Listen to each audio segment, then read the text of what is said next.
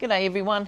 Wanted to talk to you today about the Sigma 135mm, the 1.8 version. This is the Canon version, so I'll talk about that and how I've used it with the Sigma mc-11 adapter. As you know, I'm a Sony shooter. This lens was lent to me by C.R.Kennedy, so thank you so much for C.R.Kennedy. They're a great local camera store here that basically distributes gear all around Australia, and they also have a shop in New Zealand as well, and you can buy online or you can purchase stuff in the shop itself. So thanks so much, C.R.Kennedy. This lens really has surprised me because it's around about $1,000 here, cheaper than the Sigma version of the 135, and I think in the US it's about $500 cheaper. So it really did surprise me. I was quite surprised how well this focused, because I did think that due to the fact that it was an adapted lens that it wasn't going to focus very well at all, and it did. It was actually outstanding, and I was quite surprised how well it went. And you can look at those tests as we're talking. You know, it worked. I mean, it's not as fast as what my G Master lens is, but I wouldn't have expected that. It's a pity.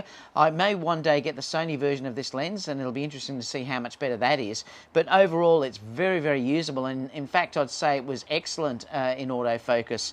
I've used it in a couple of shoots where I've done it in a studio session.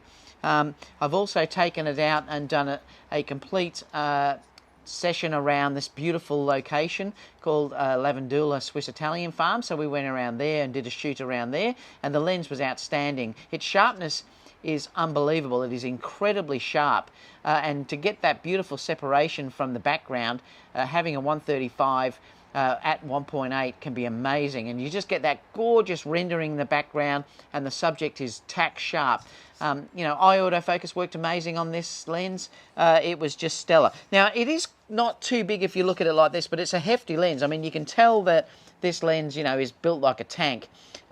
It has your full controls on there, so you can have your full autofocusing.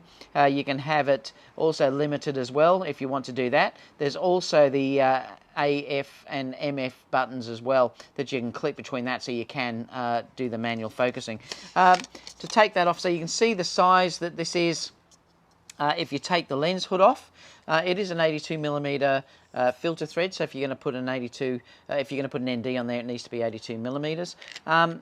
Just gorgeous. I mean, nice bit of play. Or when I say nice bit of play, there's a nice bit of resistance here on the focus ring, which is really nice. You do have the depth scale on here as well, which is really handy at the same time. Now, it is an A series, so it is an art series lens, you know, which is their ultimate lenses that you can buy. Also, it's got this really nice lens cap that you can stick on. It does add a bit more depth to it, but obviously you really need to use that if you're going to be doing things in the sun, because it will stop flare and things like that. Didn't really notice any chromatic aberrations at all when I was shooting around. That the trees were starting to lose their leaves, and I've got a couple of shots where it was showing the branches, and I didn't notice any of that at all. The same with vignetting as well. But remember, I look at these lenses from a real world use, how they work for me doing, say, portraits or weddings and things like that, and it really has been outstanding.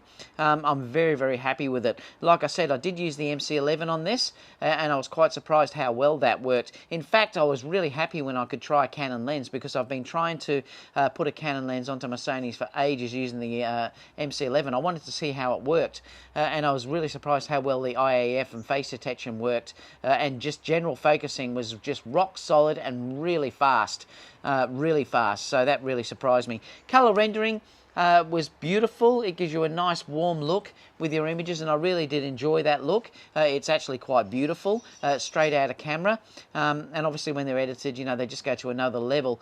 You've got that ability to crop in, because it's so sharp, the lens, that when you crop in, it's also very, very sharp as well. Particularly beautiful if you're doing stuff in studio and things like that, or even if you're doing portraits outside and you want to have those eyes tack sharp at 1.8. It's gorgeous. The bokeh is also really nice. I mean, they do have cat eyes, just like the Sony version of this lens does as well. They disappear when you get to around about 2.8. So, you know, it's a great lens, and that sort of, the bokeh doesn't bother me at all. I think they're lovely as they are. But I know some people want that perfect round bokeh, but you can get that if you stop down to f2.8.